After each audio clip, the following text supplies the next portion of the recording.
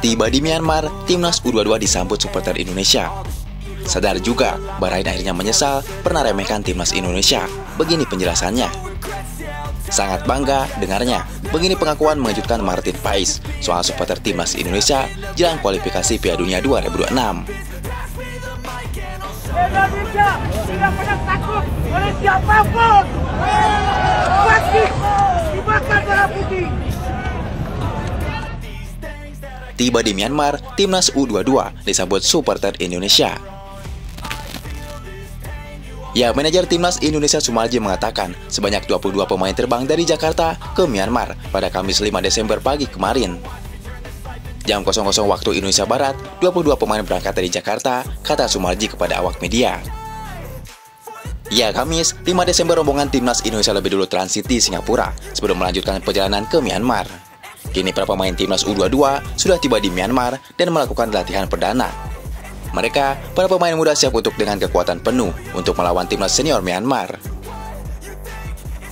Ya, lebih lanjut, Sumarji memastikan klub Rafael Struijk Brisbane sudah memberi izin kepada yang bersangkutan untuk tampil sejak fase grup Piala AFF 2024. Artinya, ada kemungkinan striker 21 tahun itu bisa tampil sejak awal ketika menghadapi Myanmar. Ya, meski begitu, ini tergantung keputusan pelatih timnas Indonesia Sintayong terkait bisa atau tidaknya Rafael Struijk untuk diturunkan langsung. Ya, yang jelas, Rafael Struijk bisa datang lebih cepat atas upaya Ketua Umum PSSI Erick Thohir kepada klubnya Rafael Brisbane dan atas permintaan Sintayong bisa datang lebih cepat, kata Sumarji menambahkan.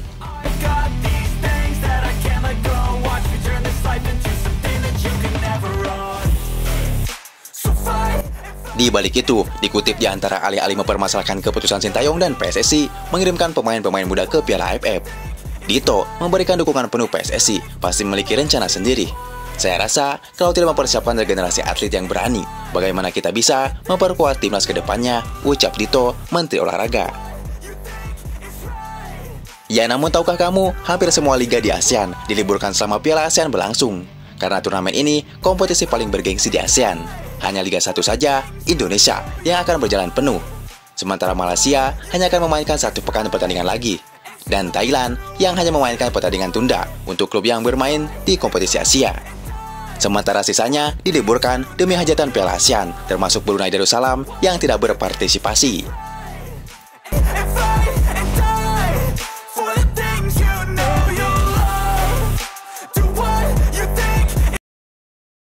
Sadar juga, Bahrain akhirnya menyesal pernah remehkan timnas Indonesia. Begini penjelasannya. Ya, perjuangan timnas Indonesia di putaran ketiga kualifikasi Piala Dunia 2026, zona Asia masih memerlukan usaha panjang. Dengan lini up yang menjanjikan ini, tim-tim unggulan seperti Jepang, Australia, dan Arab Saudi tidak lagi menganggap Indonesia sebagai tim yang lemah. Bahrain menilai langkah yang diambil timnas Indonesia dalam memperkuat tim sangatlah agresif. Menurut mantan pelatih Bahrain, timnas Bahrain seharusnya memasukkan Indonesia ke dalam daftar tim yang patut diwaspadai karena bisa saja mengejutkan. Ya, pasalnya, tim Indonesia saat ini yang mayoritas diperkuat pemain Eropa sangat berbeda dengan tim yang mereka hadapi pada 2012 ketika Bahrain menang 10-0 atas Indonesia waktu lalu. Selain itu, menurutnya, peluang terbesar untuk meraih poin di kandang Indonesia sangatlah sulit.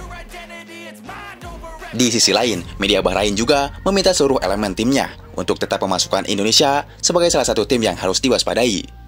Menurut mereka, pada tahap ini, setiap tim memiliki potensi yang sama untuk saling mengalahkan dan meraih kemenangan, termasuk Indonesia. Tak cuma itu saja, nampaknya kekhawatiran publik Bahrain ini benar-benar terbukti. Skuad Garuda yang pada awalnya cukup kesulitan di awal putaran ketiga kini mulai bangkit. Ya, timnas Indonesia yang sempat menjadi juru kunci di grup C, kini justru melesat ke posisi 3 klasemen dengan total 6 poin.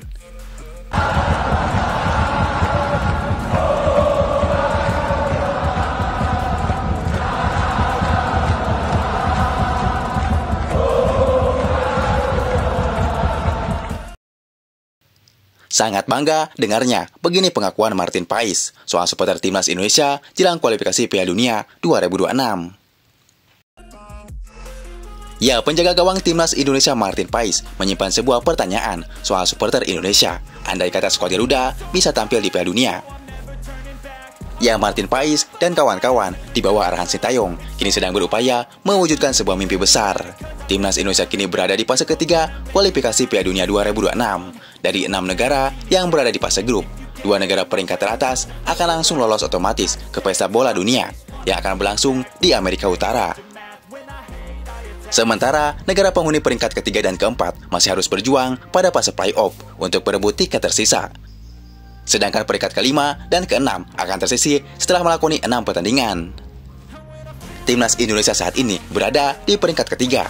Asa menuju Piala Dunia sangatlah terbuka. Impian agung itu seakan mendekat di tengah perjuangan menuju Piala Dunia. Martin Pais mengaku memiliki sebuah pertanyaan yang berkaitan dengan fanatisme supporter Indonesia. Ya, kegilaan supporter Indonesia terhadap Timnas Indonesia sangatlah luar biasa. Dengan kegilaan seperti ini, menurut Pais, membayangkan apa yang akan terjadi jika kita bisa ke Piala Dunia, ujar Pais. Menurut Pais, supporter kita sangat banyak, sangat loyal, sangat luar biasa.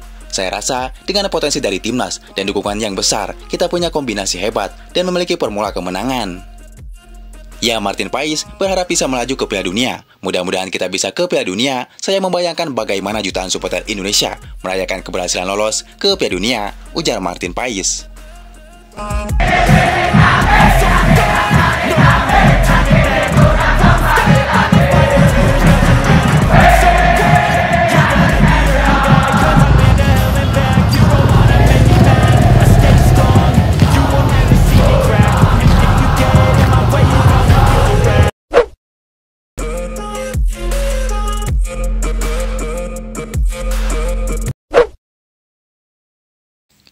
Sintayong keluhkan fisik pemain Timnas U22 masih lemah, bahkan harus diajari cara passing yang benar.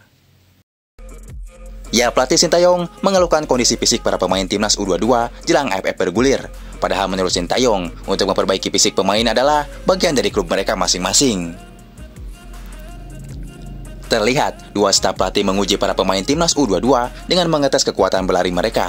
Namun justru dua pelatih staflah yang berhasil menang. Ini menunjukkan Timnas U22 masih banyak kekurangan.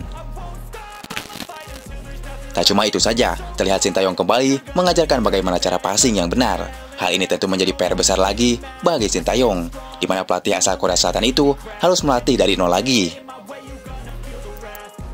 Ya, manajer Timnas Indonesia Sumarji pun angkat bicara. Ia menyatakan fisik pada pemain untuk Piala AFF 2024 yang sedang menjalani TC di Bali masih jauh dari harapan pelatih Sintayong. Pada intinya, dari sisi fisik masih jauh ya, jauh dari apa yang diinginkan oleh Coach Shin.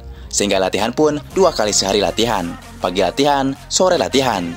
Ya, memang betul-betul anak-anak yang dikirim memang harus siap meningkatkan kualitas. Terutama bagaimana supaya dia siap untuk bisa fisiknya semakin bagus, ujar Sumarji.